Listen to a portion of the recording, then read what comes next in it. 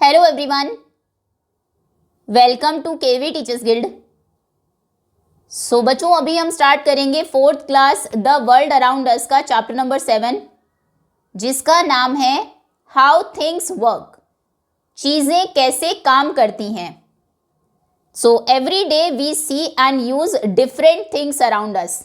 हर रोज़ हम हमारे आसपास अलग अलग चीज़ों को देखते हैं, उन्हें इस्तेमाल करते हैं। Like the books we read, जैसे बुक्स जिन्हें आप पढ़ते हैं, and the toys we play with, खिलौने जिनसे आप खेलते हैं। Some of these things help us work, इनमें से कुछ चीज़ें काम करने में हमारी मदद करती हैं। जैसे we use a pencil for writing, pencil को आप यूज़ करते हैं लिखने के लिए। A bag to carry books and so on, bag को यूज़ करते हैं बुक्स कैरी करने के लिए। और भी बहुत सारी ऐसी चीज़ें हैं हमारे आसपास जिन्हें हम काम करने के लिए इस्तेमाल करते हैं। हैव यू एवर वंडर्ड, क्या आपने कभी सोचा है हाउ दीज थिंग्स वर्क, कि ये चीज़ें काम कैसे करती हैं। Do they always work the same way in all situations, क्या हर सिचुएशन में वो एक ही तरह से काम करती हैं। Then what changes might be needed to make them work even better, क्या चेंजेस, क्या बदलाव आप उनमें कर सकते हैं जिससे कि वो और अच्छे से काम करने लगे। Let us explore and find out how different things around us work. अब हम एक्सप्लोर करते हैं, ढूंढते हैं और पता लगाते हैं कि कैसे हमारे आसपास की चीज़ें काम करती हैं। Meera and Dhruv love exploring how things work. आप ही की तरह मीरा और ध्रुव को भी बहुत पसंद था ये पता लगाना कि चीज़ें काम कैसे करती है। एवरी वीकेंड, हर वीकेंड पर, they discover something new to explore, वो कुछ नया खोजते थे एक्सप्लोर करने के लिए, उसके बारे में पता लगाने के लिए। That Sunday was no different, और वो संडे भी अलग नहीं था। Meera spun a coin and observe curiously, Meena ने एक कॉइन लिया, सिक्का लिया, उसको स्पिन कराया, घुमाया, और फिर उसने ध्यान से देखा। क्यूरियसली मतलब क्यूरियोसिटी, जिसमें आपको जानने की इच्छा होती है। वो कहती है वॉच दिस, इसे देखो, शी सेड। ये आपने भी देखा होगा, कोई कॉइन अगर आप लेंगे इस तरह से वो स्पिन करता है, चारों तरफ घूमता है। वो कॉइन को स्पिन करती है और ध्रुव से कहती है कि इसे देखो।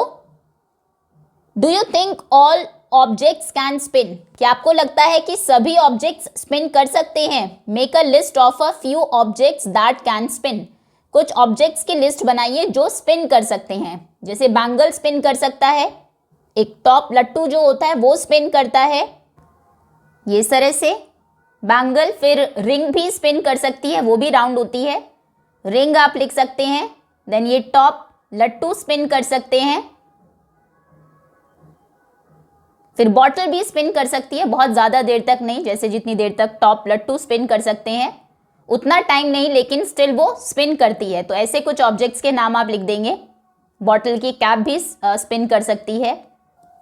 Know all objects can not spin, सभी ऑब्जेक्ट्स तो स्पिन नहीं कर सकते हैं। जैसे आप अपनी इरेजर को अगर देखेंगे वो स्पिन नहीं कर सकती। कैन नॉट स्पिन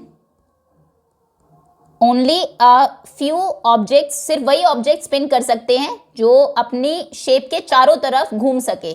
फिर कुछ एग्जाम्पल्स आप देंगे। Make a list of few objects जो स्पिन कर सकते हैं। जैसे नंबर 1 बैंगल, रिंग, फिर हमने देखा टॉप लट्टू जिसको कहते हैं। देन बॉटल, बॉटल कैप भी स्पिन कर सकती है, आप करा के देख सकते हैं। सभी ऑब्जेक्ट्स आपको आपके आसपास मिल जाएंगे। बॉटल, कैप, फिर फैन, सीलिंग फैन जो होता है, फैन भी स्पिन करता है। फैन, व्हील स्पिन करते हैं, पहिए स्पिन करते हैं तभी व्हीकल्स आगे चलते हैं। देन चरखा स्पिन करता है, चरखा उसके बारे में है भी आगे टॉपिक में। फिर पॉटर्स व्हील आपने देखा होगा, जिससे चाक जिसको कहते हैं हिंदी में, जिससे कि पॉटर्स उसको स्पिन करा के बर्तन बनाते हैं। पॉटर्स व्हील, इसको देख भी लेते हैं, चरखा भी देख लेते हैं एक बार। ये देखिए ये है चरखा, स्पिनिंग व्हील भी जिसको कहते हैं, ये स्पिन होता है, घूमता है। तब इसको यूज करके कॉटन से, रुई से थ्रेड बनाया जाता है, धागा बनाया जाता है। गांधी जी भी इसको यूज करते थे। फिर ये है चाक, जिसे स्पिनिंग व्हील कहते हैं। ये जो कुम्हार होते हैं, पॉटर्स होते हैं, वो उसको स्पिन करते हैं। स्पिन होता है तभी जो बीच में पॉट होता है उसको शेप मिलती है। ओके, तो ये भी एग्जांपल्स आप लिख सकते हैं। इसके अलावा आपकी पेंसिल भी स्पिन करेगी। Number 10 pencil. ओके, ये कुछ चीजें जो सभी ऑब्जेक्ट स्पिन नहीं करते, ये कुछ ऑब्जेक्ट्स जो स्पिन करते हैं। बैंगल्स, रिंग, लट्टू, bottle, bottle cap, fan, wheel, चरखा, potter's wheel and pencil. Next, collect the objects mention in the table given below. नीचे जो ऑब्जेक्ट्स गिवन है उनको इकट्ठा करिए। Then spin and observe them, उनको स्पिन करिए, घुमाइए और ऑब्जर्व करिए। Then complete the table.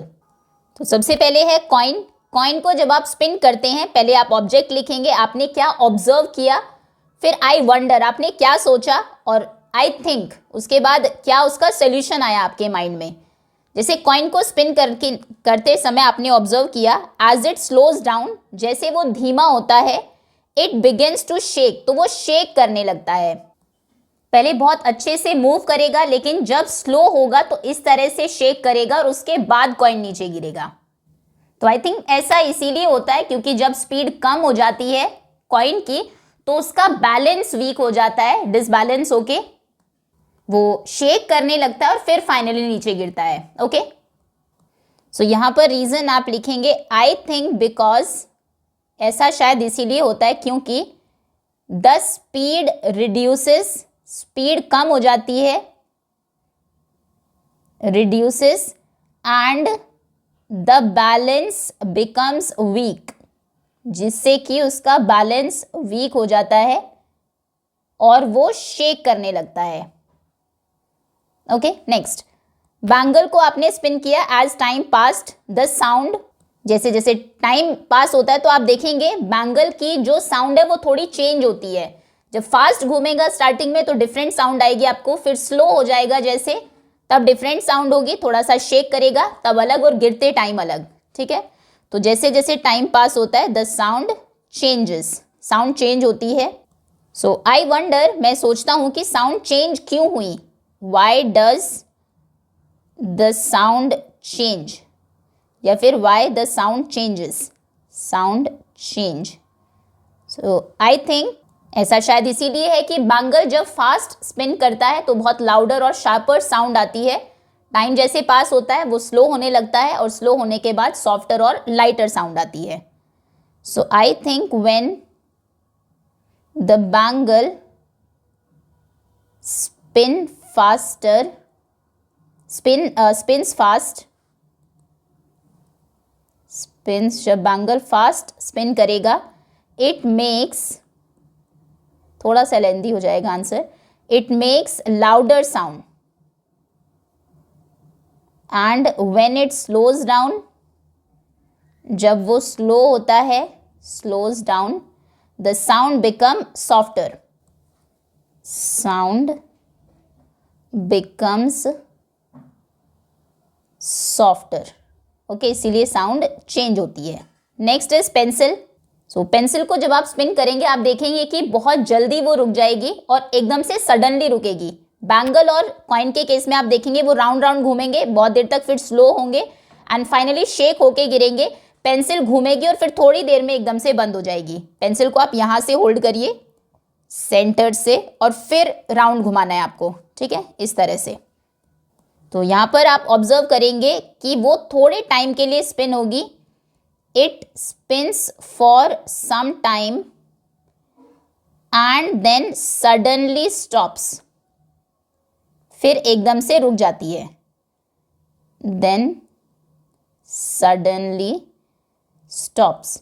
Coin और बैंगल जितनी देर तक एक तो स्पिन नहीं होती, कम टाइम के लिए स्पिन होती है, उनकी तरह स्पीड स्लो नहीं होती इसकी, बहुत जल्दी ये रुक जाती है। सो फिर मैं सोचता हूं why does it stop suddenly, ये एकदम से क्यों रुकी? क्योंकि एक तो पेंसिल और जो टेबल या जहां पर भी आपने उसको स्पिन कराया है, पेंसिल क्योंकि लकड़ी की बनी होती है वो रब होती है जो भी सरफेस है उसके अगेंस्ट, और क्योंकि उसका ज़्यादा पार्ट टच होता है आपके सरफेस से, मान लीजिए आप टेबल के ऊपर स्पिन करा रहे हैं, कॉइन को जब आप स्पिन कराएंगे तो सिर्फ इतना सा पार्ट उसका टच होगा। सिमिलरली बैंगल का भी थोड़ा ही पार्ट टच होगा, पेंसिल का पूरा पार्ट टच होता है। जब ज़्यादा पार्ट टच होता है तो फ्रिक्शन ज़्यादा लगता है। अभी फ्रिक्शन थोड़ा सा मुश्किल होगा आपको समझने के लिए। फ्रिक्शन में दो चीज़ें जब एक दूसरे के अगेंस्ट रब करती है तो वो फोर्स एक दूसरे को रोकता है। तो इसीलिए टेबल के और पेंसिल के बीच जो फ्रिक्शन प्रोड्यूस होगा, क्योंकि ज़्यादा सरफेस टच में है टेबल के, तो ज़्यादा फ्रिक्शन लगेगा और इसलिए वो कम घूमेगी और सडनली रुक जाएगी। तो फ्रिक्शन वर्ड नहीं यूज़ करते हैं हम, क्योंकि अभी इंट्रोड्यूस नहीं हुआ है। हायर क्लासेस में इसके बारे में आप पढ़ेंगे। तो इसमें रीज़न आप लिख सकते हैं, I think pencil stops suddenly because, ऐसा इसीलिए हुआ क्योंकि द टेबल एंड पेंसिल, थोड़ा सा उसकी शेप की वजह से भी है, कॉइन की और उसकी शेप राउंड होती है, पेंसिल फ्लैट है, तो टेबल और पेंसिल रब अगेंस्ट ईच अदर, वो रब करते हैं अगेंस्ट ईच अदर, जिससे कि जो पेंसिल है वो स्लो डाउन होती है क्विकली, बहुत ज़्यादा देर तक स्पिन नहीं करती और फिर रुक जाती है। Okay, next piece of stone. Stone आप देखेंगे, ये आप अगर इसको स्पिन कराएंगे स्पिन नहीं होगा क्योंकि अनइवन है, जो शेप है उसकी कहीं पर ज़्यादा है कहीं कम वो है वेट है, तो इट डज नॉट स्पिन। आप ऑब्जर्व करेंगे कि piece of stone does not spin, वो स्पिन नहीं करता है। अब आप सोचेंगे वाई कांट इट स्पिन, वो स्पिन क्यों नहीं कर सकता, वाई कांट इट स्पिन, तो वो उसकी शेप की वजह से, क्योंकि अनइवन शेप है। पेंसिल को भी अगर आप यहाँ से स्पिन कराने की कोशिश करेंगे इस पार्ट से तो नहीं होगा, क्योंकि इधर ज़्यादा वो है वेट है, इस तरफ कम है, इस तरफ ज़्यादा पार्ट है पेंसिल का, इस तरफ कम है। पेंसिल को आप तभी स्पिन करा सकते हैं जब बिल्कुल सेंटर से आप उसको होल्ड करके घुमाएंगे, ताकि दोनों तरफ जो डिस्ट्रीब्यूशन है वेट का या लेंथ का वो इवन हो, इक्वल हो। स्टोन के केस में ऐसा नहीं हो सकता, सेंटर से भी अगर आप पकड़ेंगे एक तरफ वेट ज़्यादा होगा, कहीं से निकला हुआ है पत्थर, अनइवन है, तो इसीलिए वो स्पिन नहीं होगा। सो रीज़न है because of its uneven shape, I think it is because of its uneven shape. Okay, next wooden spinner, top लट्टू जिसको आप कहते हैं, बहुत देर तक ये स्पिन होता है, बहुत अच्छे से स्पिन करता है। तो आप लिखेंगे हमने ऑब्जर्व किया, it spins for a very long time, काफ़ी लंबे समय तक ये स्पिन करता है। फिर आप सोचेंगे कि ये इतने अच्छे से स्पिन क्यों किया इसने, कॉइन ने या बैंगल ने क्यों नहीं किया। How does it spin so well, कैसे वो इतने अच्छे से स्पिन करता है, क्योंकि सबसे पहले तो बिल्कुल सेंटर जो है इसका वो बहुत शार्प है, टॉप में शार्प सेंटर होता है और बहुत अच्छा बैलेंस होता है, दोनों तरफ वेट इक्वल होता है, वेट और शेप सब कुछ इक्वल है, तो इसीलिए जो टॉप लट्टू है वो बहुत देर तक स्पिन करेगा। So because I think it is because it has a sharp center, उसका सेंटर एकदम शार्प है, सेंटर एंड गुड बैलेंस, और बहुत अच्छा बैलेंस है, दोनों तरफ बैलेंस्ड है। Then next is eraser. Eraser भी आप देखेंगे प्रॉपरली स्पिन नहीं करेगी, करेगी ही नहीं अगर ये शेप है। कई बार बच्चे इरेजर ही थोड़ा सर्कुलर शेप में रखते हैं, व्हील जैसी शेप में, तो वो हो जाएगी ऑब्वियसली स्पिन। अगर इस तरह की इरेजर है क्यूबॉइडल शेप में तो वो स्पिन नहीं करेगी। It does not spin properly, थोड़ा सा हो सकता है एक चक्कर लग जाए, लेकिन प्रॉपरली स्पिन नहीं करती है। फिर वही क्वेश्चन आएगा आपके माइंड में, why does it not spin, वो स्पिन क्यों नहीं किया उसने। तो रीज़न है कि एक तो उसकी शेप वैसी नहीं है, और दूसरा मटेरियल भी। इरेजर का अगर इरेजर जैसे उसकी रबर की अगर आप पेंसिल भी ले ले वो भी आप देखेंगे क्योंकि उसका फ्रिक्शन बहुत ज़्यादा होता है, वो भी लंबे टाइम तक स्पिन नहीं करेगी। ठीक है, लकड़ी ज़्यादा टाइम स्पिन करती है इरेजर के कंपैरिजन में, रबर के कंपैरिजन में। तो रीज़न शेप लिख देते हैं, इट्स शेप एंड मटीरियल, उसकी शेप और जो मटीरियल है रबर है वो सूटेबल नहीं है, is not suitable for spinning, for spinning. Okay, चलिए होपफुली सभी कॉन्सेप्ट्स अच्छे से क्लियर हो गए होंगे। इसमें कौन स्पिन करता है और क्या स्पेशलिटी है उसकी, क्या चीज़ें आप ऑब्जर्व करेंगे जब आप उसको स्पिन करते हुए देखेंगे, फिर क्या क्वेश्चन आपके माइंड में आ सकता है और फिर पॉसिबल आंसर्स क्या हो सकते हैं उनके। Now some objects like coin and bangles spin while some other objects like erasers do not spin properly। कुछ ऑब्जेक्ट्स जैसे कॉइन्स हैं, बैंगल्स हैं, वो स्पिन करते हैं। कुछ ऑब्जेक्ट्स हैं जैसे इरेजर हमने देखी, वो प्रॉपरली स्पिन नहीं करते।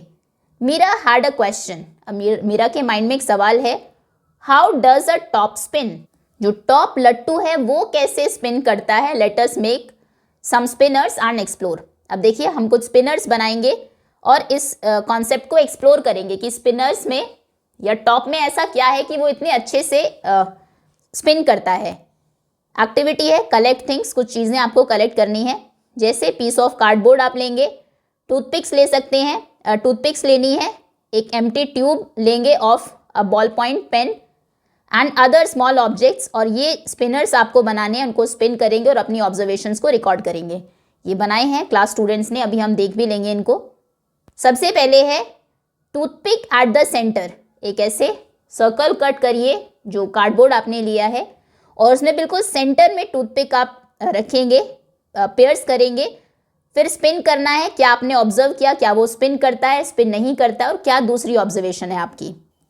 देखो ये सभी जो एक्टिविटी में गिवन है आपको बच्चे ने बनाए हैं, कुछ कलरफुल भी हैं। सबसे पहले एक कार्डबोर्ड कट आपको करना है, उसमें सेंटर से जाएगी टूथपिक, फिर जो कार्डबोर्ड होगा आपका स्क्वायर शेप में होगा, सेंटर में टूथपिक रखेंगे, फिर सेंटर में टूथपिक रखेंगे, यहाँ पर एक डॉट लगाएंगे और फिर सेंटर से दूर आपको पेयर्स करनी है टूथपिक।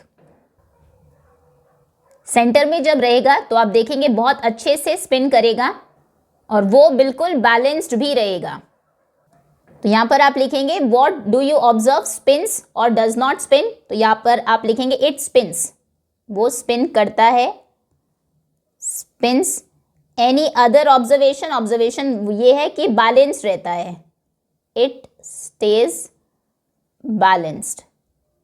देन सेंटर से दूर टूथपिक को अगर आप रखेंगे, आप देखेंगे वो स्पिन नहीं करेगा। देखिए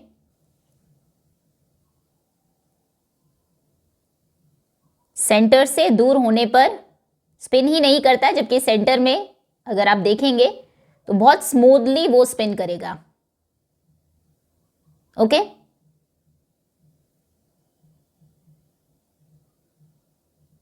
और उसका रीजन क्या है, सबसे पहले तो डज नॉट स्पिन, स्पिन नहीं करता है, और रीजन है कि अभी वो बैलेंस्ड नहीं है। एक तरफ ज्यादा स्पेस है, ज्यादा वेट होगा, इस तरफ कम है।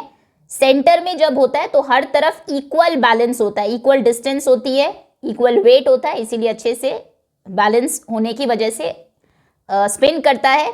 स्पिन नहीं करेगा यहाँ पर क्योंकि वो इम्बैलेंस्ड है, इट बिकम्स इम्बैलेंस्ड।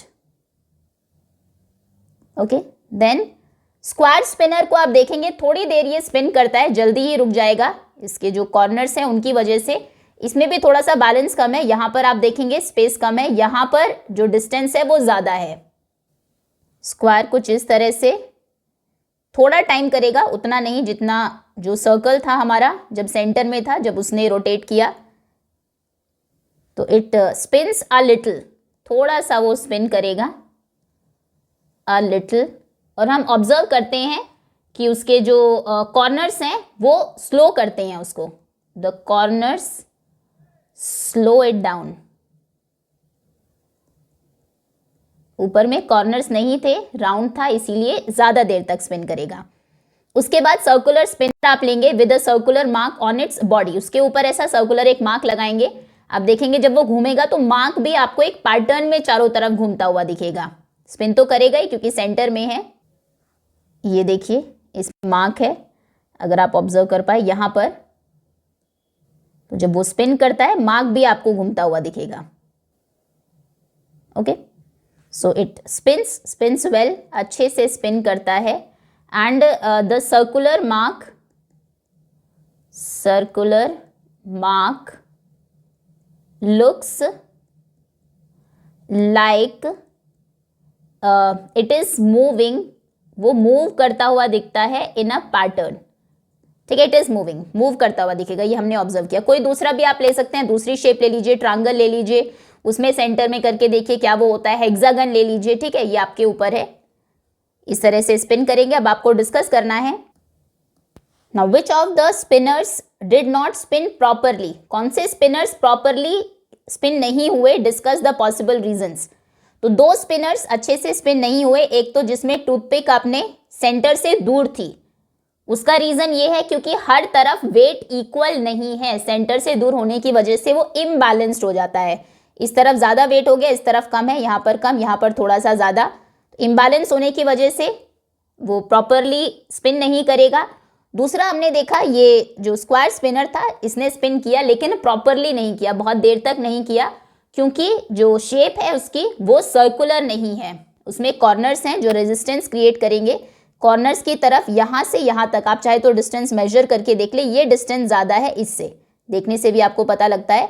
तो ये भी बहुत इम्बैलेंस नहीं है, लेकिन फिर भी कॉर्नर्स थोड़ा सा इम्बैलेंस क्रिएट करते हैं. वहीं अगर ऐसा होता, ये राउंड होती शेप, तो काफ़ी देर तक वो चलता. ठीक है, तो ये आप आंसर लिखेंगे. Answer number 1. पहले पूछा था किन स्पिनर्स ने अच्छे से स्पिन नहीं किया, प्रॉपरली स्पिन नहीं किया. सबसे पहले तो the spinner with the toothpick away from centre, वो स्पिनर जिसमें टूथपिक दूर थी सेंटर से. और रीजन क्या है, रीजन है the weight is not equal on all sides, सभी साइड्स पर वेट इक्वल नहीं है. या फिर आप सिंपल लिख सकते हैं because the spinner is imbalanced, क्योंकि स्पिनर इम्बैलेंस्ड है, हर तरफ बैलेंस नहीं है. बैलेंस मतलब इक्वल वेट नहीं है. दूसरा स्पिनर जो शेप जिसकी स्क्वायर थी, द स्क्वायर स्पिनर, वो उसने स्पिन किया लेकिन प्रॉपरली नहीं किया. स्क्वायर स्पिनर उसकी शेप की वजह से, बिकॉज द कॉर्नर्स या फिर the shape is not round, the shape is not smooth and the corners slows it down. Corners slow it down, corners उसको स्लो कर देते हैं. Okay, next. Have you notice the position of the hole in the first 2 spinners. पहले 2 spinners में आपने whole की position को note किया होगा. एक में बिल्कुल सेंटर में है, दूसरे में सेंटर से दूर था. Did the difference in position of the hole make a difference in spinning of the spinners. बिल्कुल डिफरेंस क्रिएट करता है. होल अगर सेंटर में होगा तो बहुत स्मूथली स्पिन करेगा, काफ़ी टाइम तक करेगा. जितना सेंटर से दूर जाता रहेगा उतना ही अनबैलेंस्ड होगा और उतना ही कम स्पिन करेगा. सो आंसर आप लिखेंगे yes, the position of the hole made a big difference. बहुत ज़्यादा डिफरेंस आ जाता है होल की पोजीशन से. पहले में स्पिनर स्पिन करता है. In the first spinner it had hole exactly at the centre, यहाँ पर बिल्कुल सेंटर में होल था. सो इट वॉज बैलेंस्ड, ये जो स्पिनर था बैलेंस था. एंड इट स्पन स्मूथली, बहुत अच्छे से उसने स्पिन किया. सेकेंड स्पिनर में it had a hole away from the centre, centre से दूर था उसका hole. So it was not balanced, वो बैलेंस नहीं था, तो उसने स्पिन नहीं किया. It did not spin. Okay, next. In the table of activity 2, activity 2 में जो टेबल है, the first spinner with a hole at the centre appears to be the same from all sides. Yes, centre में जब आप whole बनाते हैं तो वो हर साइड से सेम डिस्टेंस पर होता है. ये देखिए, ये एक सर्कल है, यहाँ पर ये सर्कल है, इसके सेंटर में जो होल होगा, मान लीजिए यहाँ पर है, ये है सेंटर, ये हर साइड से इक्वल डिस्टेंस पर है, हर तरफ से सेम है. This spinner remains upright and spins, ये स्पिन करता है अपराइट, बिल्कुल सीधा रहता है, but that is not the case with the second spinner. Second spinner जिसमें आपने जो डॉट है वही दूर लगाया, यहाँ पर है मान लीजिए, ये हर जगह से इक्वल डिस्टेंस पर नहीं है, यहाँ से इसकी डिस्टेंस ज़्यादा है, यहाँ से बहुत कम है, यहाँ से और ज़्यादा ज़्यादा ज़्यादा, इस तरह से, ठीक है, ऐसे ज़्यादा होती जाएगी, यहाँ से सबसे कम है। तो इस यहाँ पर होल्ड करके अगर आप उसको स्पिन कराने की कोशिश करेंगे तो वो नहीं होगा। ओके, पूरा, यानी कि जब भी कोई भी चीज़ कब स्पिन करती है, जब वो बैलेंस्ड हो, सेंटर से आप उसको घुमा रहे हैं, चारों तरफ अगर इक्वल वेट है, चारों तरफ इक्वल लेंथ है, डिस्टेंस है, हर पॉइंट से उसकी इक्वल, तब जाके वो अच्छे से स्पिन करेगा। नाउ डू यू नो, चरखा के बारे में हमने पहले भी देखा था, क्या आप जानते हैं? अ चरखा, जिसे हम स्पिनिंग व्हील भी कहते हैं, is used to twist cotton fibre into thread. Cotton जो रुई होती है, चरखा स्पिनिंग व्हील को यूज करके, ये स्पिनिंग व्हील है, इसे यूज करके कॉटन से थ्रेड बनाया जाता है। ये थ्रेड आपको दिख रहा है, ये बहुत पिक्चर क्लियर नहीं है यहाँ पर, ये एक सेकेंड, इसमें थोड़ा और क्लियर होगा आपको। ये देखिए, ये स्पिनिंग व्हील है, एक हैंड से इसको रोटेट करते हैं, स्पिन करते हैं, इसको घुमाते हैं, दूसरी तरफ यहाँ पर कॉटन को इस पार्ट से टच करते हैं, थोड़ा सा आप पुल करेंगे, खींचेंगे, तो कॉटन कन्वर्ट हो जाएगा थ्रेड में। ये सो चरखा क्या है? चरखा एक इंस्ट्रूमेंट है जो हेल्प करता है रुई से, कॉटन से थ्रेड बनाने में, और फिर इसी थ्रेड से कपड़े बनते हैं। पहले लोग इसी तरह से, कातना बोलते हैं इसको, बनाते थे, फिर क्लोथ्स बनाते थे, अब आपको ये कम देखने को मिलता होगा। It has a large wheel, ये लार्ज बड़ा सा व्हील उसमें होता है, दैट स्पिन्स, जो घूमता है, व्हेन टर्न बाय हैंड, इसे हाथ से घुमाते हैं तो ये राउंड घूमेगा, और यहाँ पर दूसरी तरफ कॉटन को लगा के अगर खींचेंगे आप अपनी तरफ तो वो थ्रेड बन जाएगा। महात्मा गांधी यूज द चरखा to make handmade clothes. Mahatma Gandhi की पिक्चर आपने देखी होगी, ये चरखा के साथ, तो वो यूज करते थे चरखा को हैंडमेड क्लोथ्स बनाने के लिए। ठीक है, देखो ये थ्रेड है। आगे आते हैं, when the third spinner a square card is spun it appears circular while spinning. जब तीसरा स्पिनर आपने स्पिन कराया जो कि स्क्वायर शेप में था, जब वो स्पिन करेगा आप देखेंगे थोड़ी देर के लिए स्पिन करेगा, लेकिन स्पिन करते टाइम वो सर्कुलर दिखेगा आपको। ये देखिए, एक मोमेंट के लिए अगर आप देखेंगे इसको तो ये आपको सर्कुलर दिखाई देगा। Okay, now what other shapes can you try? और कौन सी शेप्स आप ट्राई कर सकते हैं? आप ट्रायंगल ट्राई कर सकते हैं, एक इक्विलेटरल ट्रायंगल बनाइए, सेंटर में रख के उसको स्पिन करिए, वो भी स्पिन होगा, कम टाइम के लिए होगा, हालांकि सर्कल जितना नहीं, लेकिन वो भी घूमेगा तो सर्कुलर दिखाई देगा। हेक्सागन आप ट्राई कर सकते हैं, हेक्सागन बनाइए सेंटर में, ये काफ़ी देर तक स्पिन होगा और आप देखेंगे बिल्कुल सर्कल ही दिखेगा आपको। स्पिनर्स बनाइए डिफरेंट शेप्स को यूज़ करके, इनको स्पिन करिए और देखिए आप क्या ऑब्जर्व करते हैं। What other changes can you make in your spinner? आप अपने स्पिनर में और क्या चेंजेस कर सकते हैं? आप उसे कलर कर सकते हैं इस तरह से। How many different ways can you colour it? Some ways are shown in the figure. कुछ इस तरह से, दो कलर्स आप लेंगे डिफरेंट, ऑल्टरनेट उनको कलर कर देंगे ऐसे, या फिर डिफरेंट इस तरह से कलर्स ले सकते हैं। Colour the spinner in different ways, spin them and observe what happen. और आप ये ऑब्जर्व करेंगे, आप चाहे तो इसको करके देख लीजिए, जब आप इसको स्पिन करते हैं तो आप देखेंगे कलर्स, एक तीसरा ही कलर आपको दिखेगा, मिक्स होते हुए दिखाई देंगे कलर्स आपको। और एक फन फैक्ट और बताएं, अगर आप जो हमारे रेनबो के कलर्स होते हैं, violet, indigo, blue, green, yellow, orange और रेड, ये 7 कलर स्पिनर के ऊपर करते हैं, चाहे तो आप ट्राई कर लीजिए, और फिर उसको घुमाएंगे आप तो आप देखेंगे स्पिनर आपको वाइट दिखाई देगा, क्योंकि ये सभी कलर्स मिलकर वाइट कलर बनाते हैं। ओके, तो आप डिफरेंट कलर्स करेंगे फिर स्पिन करेंगे, देखिए इस तरह से,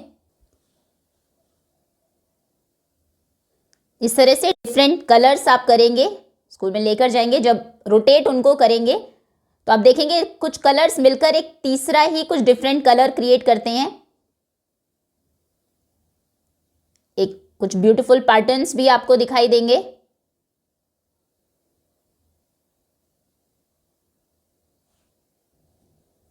ओके,